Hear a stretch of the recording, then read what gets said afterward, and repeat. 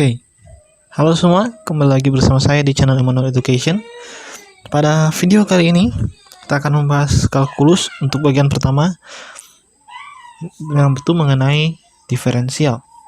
Nah, sekarang kita masuk ke pengantar dulu mengenai apa itu kalkulus. Jadi secara definitif, kalkulus adalah salah satu cabang ilmu matematika. Jadi ini sebenarnya dari matematika yang membahas tentang fungsi batasan atau limit, yang dikenal dengan limit, yang tulisannya lim x mendekati mana itu derivasi atau diferensial, yaitu turunan dari fungsi, dan integral atau anti derivasi atau anti diferensial. Nah, kalkulus ini kalau dalam fisika itu sangat berguna ya, kadang sangat diperlukan dalam penyelesaian masalah. Jadi seandainya kalau suatu perubahan dalam masalah itu memiliki selang tertentu ya, dan dia itu memiliki presisi yang cukup tinggi, maka kita akan menggunakan kalkulus untuk menyelesaikan masalah itu. Dan untuk kasus fisika SMA, bahkan hingga kelas KSN, atau bahkan hingga tingkat perguruan tinggi untuk S1 pun, kalkulus yang diperlukan dalam fisika itu sebenarnya cukup sederhana. Teman-teman bisa lihat sendiri di buku fisika SMA atau buku matematika SMA, dan juga buku fisika S1 seperti David Morin punya itu, yang juga dipakai untuk peserta KSN itu. Teman-teman bisa lihat sendiri, cukup sederhana sebenarnya itu. Mungkin agak rumit di S2 atau S3, atau mungkin di fisika kuantum atau fisika yang agak tinggi levelnya. Oke. Sekarang kita bahas pertama di sini di video ini diferensial dulu. Jadi diferensial atau derivasi itu terkenal dengan seperti ini. Jadi ide dari diferensial itu adalah begini. Misalkan ini adalah grafik fx yang warna hitam ini. Misalkan ini adalah grafik suatu fungsi fx ya. Ini grafiknya warna hitam. Nah, kemudian ini sumbu y ya. Anggaplah ini sumbu y warna biru nih L. Nah, ide dari diferensial itu sendiri adalah begini. Kalian lihat titik hitam P kan? Nah, titik hitam P ini kan dia disinggung oleh garis merah, garis T. Ya kan? Nah, diferensial itu idenya adalah ini nih, titik yang kena singgung. Jadi, diferensial itu adalah fungsi dari garis singgung ini di suatu titik tertentu dari suatu fungsi yang grafiknya begini. Itu maksud dari diferensial. Jadi secara umum atau mudahnya, diferensial adalah fungsi lainnya dari suatu fungsi yang nanti hasil output atau keluarannya dari fungsinya itu akan senantiasa menyinggung grafik dari fungsi aslinya. Ini, kalian lihat kan? Nah, ini ada grafik fungsi turunan T, yang garis T ini, itu adalah grafik dari fungsi turunan dari fungsi yang sebenarnya, yaitu garis ini, yang C ini, yang hitam lengkung ini. Itu fungsi sebenarnya itu yang garis hitam lengkung, tapi turunannya atau diferensiasi dari fungsi C ini itu adalah garis merah ini. Di setiap titik, masing-masing titik di kurvanya itu selalu membentuk garis singgung terhadap titik-titiknya dari garis C itu. Nah, misalkan fungsi aslinya itu kita simbolkan fx dan fungsi turunannya adalah f prime x. Jadi ini dibaca prime atau aksen x, maka diferensial dari fx memiliki bentuk matematis sebagai berikut, yaitu f aksen x sama dengan turunan dari fx terhadap x. Ini dibaca turunan terhadap x, turunan dari fungsi x terhadap x, bukan dfx per dx. Bisa dibaca dfx dx, tapi jangan baca per. Sebaiknya jangan baca per, karena ini bukan pecahan. Meskipun nanti di fisika kalian akan lihat perlakuannya itu lebih kayak seperti pecahan gitu, namun sebenarnya ini bukan pecahan. Begitu. Jadi kalkulus beda dengan aljabar. Nah, bentuk formula dari diferensial itu adalah, misalkan ada fungsi fx sama dengan x pangkat n. Jadi lengkapnya, biar lengkap itu saya kasih fungsi eksponen. Jadi memang turunan fungsi diferensial itu idenya adalah turunan fungsi ya. Ya berlaku untuk biasanya fungsi eksponen atau fungsi linear pun bisa. Itu akan jadi seperti ini. Misalkan turunan fungsi fx itu sama dengan x pangkat n.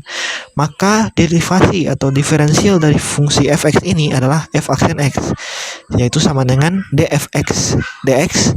Nah, itu sama dengan pangkatnya n ini kita turunkan ke depan jadi koefisien dari x, lalu pangkatnya nanti kita kurangi dengan 1. Itu rumus dari diferensial. Ini cukup simpel ya, nanti kalian akan hafal sendiri. Nah, ada yang unik kalau fungsinya itu terhadap waktu dan turunannya juga nanti terhadap waktu. Jadi misalkan ada fungsi X yaitu sama dengan xt. Nah, kalau di fisika ini fungsi X biasanya menyatakan fungsi posisi terhadap waktu kalau xt. Nah, nanti derivasi fungsinya terhadap waktu itu kita bisa tulis seperti ini juga.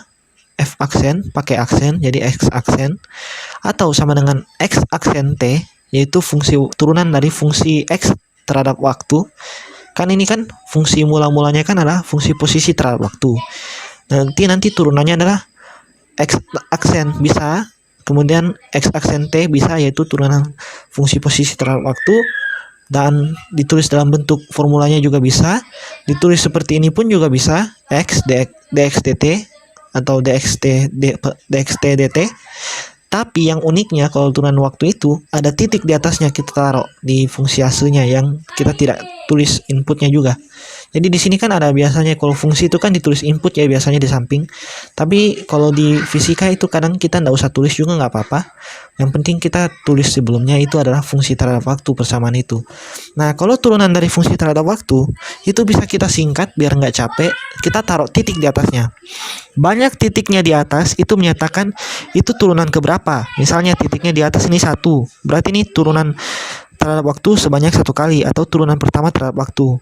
Kalau titiknya ada 2, berarti ini tuh artinya fungsinya diturunkan 2 kali terhadap waktu atau bentuk turunan kedua terhadap waktu dari fungsi aslinya itu. Fungsi aslinya apa? Yaitu yang ada di bawah titik ini, yaitu X atau fungsi posisi yang dalam hal ini.